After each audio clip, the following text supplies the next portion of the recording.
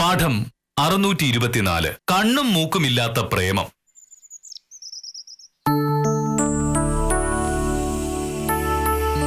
നഗരത്തിൽ വീണ്ടും സ്ത്രീപീഡനം. പ്രണയം നടിച്ച് കൂടെ കൂടി യുവാവ് പെൺകുട്ടിയെ തട്ടിക്കൊണ്ടുപോയി. നഗരത്തിലെ കുപ്രസിദ്ധമായ പെൺവാണിഭ സംഘത്തിന് കൈമാറപ്പെട്ട പെൺകുട്ടിയെ പോലീസ് നാടകീയമായി രക്ഷപ്പെടുത്തി. കഷ്ടം. എത്രയായാലും ഒന്നും പഠിക്കില്ല. പ്രേമാണല്ലോ പ്രേമം. ഇതെങ്ങനെ പ്രേമാവും? എന്താണ് രാവിലെ പ്രേമത്തെ പറ്റിയാണല്ലോ ഒരു ആത്മകഥം. എന്തു പറ്റി? ഒന്നും പറ്റിയില്ല. ഈ പ്രേമം എന്ന് പറയുന്നത് ഒരു അപകടം പിടിച്ച പണിയാണെന്നുള്ളത് ഇതുവരെ നമ്മുടെ നാട്ടിലെ പെൺകുട്ടികൾക്ക് മനസ്സിലായിട്ടില്ല. പ്രേമം എങ്ങനെ അപകടം പിടിച്ച് കളിയാവും? പ്രേമം എന്നത് ലോകത്തിലെ ഏറ്റവും ലോലവും തീക്ഷ്ണവുമായ വികാരമല്ലേ? അതില്ലെങ്കിൽ പിന്നെ എന്ത് മനുഷ്യജീവിതം? ഈ പ്രേമം എന്നൊക്കെ പറയുന്നതിൽ ഒരു കാര്യമില്ല. അത് കഥയിലും കവിതയിലും നോവലിലും സിനിമയിലും ഒക്കെ കൊള്ളാം. മോഹനോട് അല്ലെങ്കിൽ ഇതൊന്നും പറഞ്ഞിട്ട് കാര്യമില്ല. കാരണം പ്രേമിക്കണമെങ്കിൽ ആർദ്രമായ ലോലമായ ഒരു മനസ്സുണ്ടാവണം. ഹൃദയത്തിന്റെ സ്ഥാനത്ത് കരിങ്കല്ലെടുത്തു വെച്ച് നടക്കുന്നവർക്ക് പ്രേമത്തിന്റെ അർത്ഥം മനസ്സിലാവില്ല. മോഹനേട്ടന്റെ പ്രേമത്തെ പറ്റി വല്ല സംശയം ഉണ്ടെങ്കിൽ മോഹനേട്ടന്റെ ആഫീസിൽ ജോലി ചെയ്യുന്ന സ്വയംപ്രഭയോടൊന്ന് ചോദിച്ചാൽ മതി. ഇന്നലെ വൈകിട്ട് ഞാൻ വക്കീലാഫീസിൽ നിന്ന് ഇറങ്ങുമ്പോ സ്വയംപ്രഭയും ഒരു പയ്യനും കൂടി ബൈക്കിൽ ഇങ്ങനെ പോകുന്നു. ഒറ്റ നോട്ടത്തിൽ എനിക്ക് മനസ്സിലായി അത് സ്വയംപ്രഭയെ കല്യാണം കഴിക്കാനിരിക്കുന്ന ചെക്കനാണ്. കുറച്ചു കഴിഞ്ഞ് ഞാനും വിദ്യാലക്ഷ്മിയും കൂടി സുലൈമാനിക്കാട് ഹോട്ടലിൽ ഒരു ചായ കുടിക്കാൻ കയറിയപ്പോ അവിടുത്തെ ഐസ്ക്രീം പാർലറിൽ രണ്ടുപേരും കൂടി ഇരിക്കുന്നു. കൊഞ്ചലും കൊഴയിലും ഒന്ന് കാണേണ്ടത് തന്നെയായിരുന്നു. സ്വയംപ്രഭ എന്നെ കാണാതെ ഞാനങ്ങ് മാറിക്കളച്ചു. നമ്മൾ എന്തിനാണ് വെറുതെ സ്വർഗത്തിലെ കട്ടുറുമ്പാകുന്നത്? അതിനൊക്കെ ഒരു യോഗം വേണേ. ബൈക്കിന്റെ പുറകിലിരുന്നുള്ള യാത്രയും ഒന്നിച്ചുള്ള ഐസ്ക്രീം കഴിക്കലും ഒന്നും നമുക്ക് പറഞ്ഞിട്ടില്ല. ഇന്നലെ സ്വയംപ്രഭ എവിടെ പോയതായിരുന്നു? അമ്മയെ ഡോക്ടറെ അടുത്ത് കൊണ്ടുപോകണം സാർ. തീയതി തീരുമാനിക്കുന്ന ഡോക്ടറാ. നമ്മൾ ആ ദിവസം ചെന്നേ പറ്റൂ. ഇന്ന് രാവിലെ അവിടെ നിന്ന് വിളിച്ചിട്ട് വൈകുന്നേരം 3 മണിക്ക് ചെല്ലണോന്ന് പറഞ്ഞു. എന്ന് പറഞ്ഞാൽ എങ്ങനെയാ? ഇവിടെ ജോലിയില്ലേ? സാറ് വിട്ടില്ലെങ്കിൽ എനിക്ക് പോകാൻ പറ്റില്ല. അല്ലെങ്കിൽ വേറെ ആരെങ്കിലും കൂട്ടി അമ്മ ആശുപത്രി വിടേണ്ടി വരും. എന്തായാലും ആശുപത്രി പോക്ക് മാറ്റിവെക്കാൻ പറ്റില്ല. അമ്മയുടെ കാര്യല്ലേ? സ്വയംപ്രഭ ഒരു 2 മണി ഒപ്പിക്കുള്ളൂ.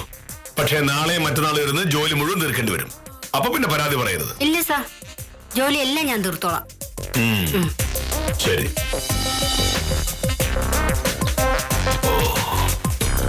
കൊള്ളാം.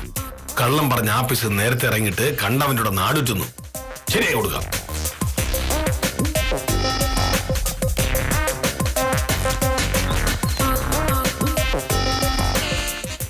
നീ ഏത് ഹോട്ടലിൽ വെച്ചാ സ്വയംപ്രഭയെ കണ്ടത്? സുലൈമാനിക്കാട് ഹോട്ടല്. അതിന്റെ ഒരു ഭാഗം റെസ്റ്റോറന്റും ഒരു ഭാഗം ഐസ്ക്രീം പാർലറും അല്ലേ? അവർ ഐസ്ക്രീം പാർലറിലായിരുന്നു. ഹലോ, എന്താണ് സാറിന്റെ ഉദ്ദേശം? ഞാൻ കണ്ടു സ്വയംപ്രഭയുടെ അടുത്ത് പോയി പറയാനാ? മോനേട്ടാ, അത് വൃത്തികേടാണേ. അങ്ങനെയാണെങ്കിൽ എനിക്ക് കണ്ടപ്പോ തന്നെ നേരെ സ്വയംപ്രഭ അടുത്തേക്ക് എന്നാ പോരാടുന്നു. ആളുകൾക്ക് അവരുടേതായ സ്വകാര്യതകളുണ്ട്. അതിൽ നമ്മൾ തല്ലിടുന്ന മര്യാദയല്ല. മര്യാദ ഞാൻ സ്വയംപ്രഭയെ പഠിപ്പിച്ചോളാം. മോഹനേട്ടാ, ഇത് മോശമാണേ. ഇക്കാര്യം സ്വയംപ്രഭയോട് ചോദിക്കുന്ന കാര്യം എന്താ മോഹനേട്ടന്? അവള് പ്രായപൂർത്തിയായ ഒരു പെണ്ണാണ്. ആരുടെ കൂടെ എപ്പോ എവിടെ പോകുന്നൊക്കെ തീരുമാനിക്കാനുള്ള അധികാരം അവക്കുണ്ട്. അതിൽ മോഹനേട്ടൻ എന്താണ് കാര്യം? എനിക്കെന്താ കാര്യമാണെന്നുള്ളത് സ്വയംപ്രഭ ഇന്നറിയും. ആഹാ, കളിച്ച് അത്രയ്ക്കായോ? എത്രയ്ക്കെന്ന്? മോഹനേട്ടാ, ഇത് മോഹനേട്ടനുമായി ബന്ധപ്പെട്ട ഒരു പ്രശ്നമല്ല. സ്വയംപ്രഭ വില്ലേജ് ആഫീസിൽ മോഹനേട്ടന്റെ കീഴുദ്യോഗസ്ഥ ആയിരിക്കും. അത് ജോലിക്കാര്യത്തില്. അവളുടെ വ്യക്തിപരമായ കാര്യങ്ങളിൽ തലയിടാൻ മോഹനേട്ടൻ എന്താ അധികാരം? സ്വയംപ്രഭയുടെ അച്ഛനും അമ്മയ്ക്കും പോലും അതിനുള്ള അധികാരമില്ല. പിന്നെ മോഹനേട്ടൻ എങ്ങനെ ഉണ്ടാവും? മോഹനേട്ടൻ ഒരു വില്ലേജ് ഓഫീസറല്ലേ? LP സ്കൂളിലെ ഹെഡ് മാസ്റ്റർ ഒന്നുമല്ലല്ലോ. വില്ലേജ് ഓഫീസിലെ കാര്യങ്ങളിൽ നീ ഇടപെടണ്ട. ഇതിനെന്ത് വേണമെന്ന് എനിക്കറിയാം. മോഹനേട്ടാ, ആവശ്യമില്ലാത്ത കാര്യത്തിൽ ഇടപെടല്ലേ. ഒടുവിൽ സ്വയംപ്രഭ തിരിച്ചെന്തെങ്കിലും പറയും. അത് കേട്ട് വാല് ചുരുട്ടി ഇങ്ങ് പോരേണ്ടി വരും. അതിനുള്ളൊരു അവസരം മോഹനേട്ടനായിട്ട് ഉണ്ടാക്കരുത്. ചെല്ല്.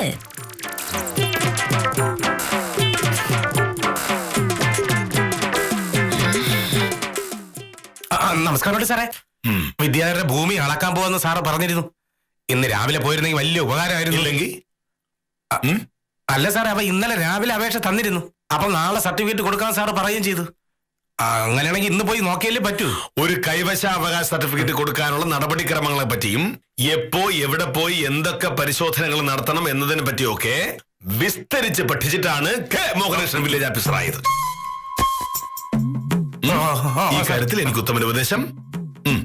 വേണ്ട വേണ്ട വേണ്ട വേണ്ട. സാറിന്ന് രാവിലെ ഭയങ്കര ദേഷ്യത്തിലാണെന്ന് തോന്നുന്നു. അതെന്റെ സൗകര്യം. ഉത്തമ വന്ന കാര്യം കഴിഞ്ഞല്ലോ, ഇനി പോ നോക്ക്. അല്ല സാറേ, സാറേ അതെ ഉത്തമ, ഇനി ഒന്നും വില്ലേജ് ഓഫീസറോട് പറഞ്ഞിട്ട് കാര്യമില്ല. ഞാൻ രാവിലെ ഒരു അബദ്ധം കാണിച്ചു, അതിന്റെ ബാക്കിയായി കാണുന്നത്. എന്താണ് നോക്കിയില്ലേ? ഇന്നലെ വില്ലേജ് ഓഫീസിലെ സ്വയംപ്രഭയെ ഞാൻ വഴി വെച്ചത് കണ്ടു. കൂടെ ഒരു പയ്യനും ഉണ്ടായിരുന്നു. സുലൈമാനിക്കാട് ഐസ്ക്രീം പാർലറിൽ ഇരുന്ന് അവർ ഐസ്ക്രീം കഴിക്കുന്നതാണ് ഞാൻ കണ്ടത്. ഞാനത് വില്ലേജ് ഓഫീസറോട് പറഞ്ഞു പോയി. പ്രേമോന്ന് കേട്ടുണ്ടെങ്കിൽ വില്ലേജ് ഓഫീസർക്ക് ഹാലളകൂല്ലോ. പിന്നെ അത് തന്നെ സംഭവിച്ചു. ഇപ്പോ സ്വയംപ്രഭയെ മര്യാദ പഠിപ്പിക്കണമെന്ന് പറഞ്ഞ് നടക്കുക. ഇനി മോഹനാട്ടൻ എന്റെ പേരെങ്ങാനും പറഞ്ഞിട്ടുണ്ടെങ്കിൽ പിന്നെ ഞാൻ നാണം കിട്ടുപോകും. സ്വയംപ്രഭ എന്നെ പറ്റി എന്താ കരുതുക?